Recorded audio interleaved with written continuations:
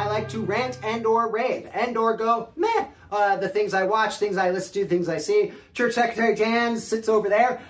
Say hi to the internet, Jan. They couldn't hear you.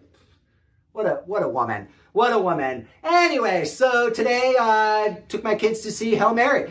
This was one that I thought was going to be one of those Da Vinci Code-like movies where they try to find the original bones of the Virgin Mary. Boy, was I disappointed on that front. But I thought that until the first trailer, when instead it was like, oh no, this isn't about the Virgin Mary. This is about Ryan Gosling being stupid in space. That's really what I thought watching the first trailer. And I was not wrong, but also I was not right. And I am pleasantly surprised that this was a really great experience. Just an experience, just a theatrical experience. It was beautiful. I laughed. I cried. I lived and died in that 2.5 hours or however long this movie was. Ryan Gosling himself, the goat, the little goose himself, the little goose goat himself.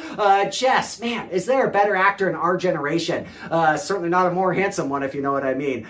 His acting range is incredible. And I feel like we showcased all of the Ryan Goslings in this. He is dumb at points. He is comical and funny. He is serious and makes you feel for him. In fact, you may be surprised to hear this, but the movie I would actually most compare this to is like Forrest Gump. I know, kind of a weird pairing, but I think as far as a movie goes, that makes you feel exactly what the character is feeling at any given moment of this movie and feel for this character, both the happy and the sad, the highs, the lows, and all that. This is like that. This is like Forrest Gump in that regard, in that I was living and dying with Ryan Gosling's character in this movie. So I don't want to spoil too much, but I was glad I went into this a little bit blind, and I was just... The twists and turns were just a wonderful journey. If I have any sort of critiques about it, I would say one is it had 4 endings. That's the mistake people make when you follow a book too closely. Lord of the Rings, Return of the King made that mistake. Book is not a movie. A movie is not a book. You change the medium, you change the message. And there was a point in this movie towards the end that I thought, yep, this is a great way to end this movie. And then the movie went on 20 more minutes, and I thought, okay, we're still... And not that anything in that 20 minutes was bad. Nothing in the last half hour of Return of the King was bad. It was just the movie needed to end, all right? I had to go to the bathroom, and I was holding it, and now I'm holding it forever watching these 4 different endings of this movie.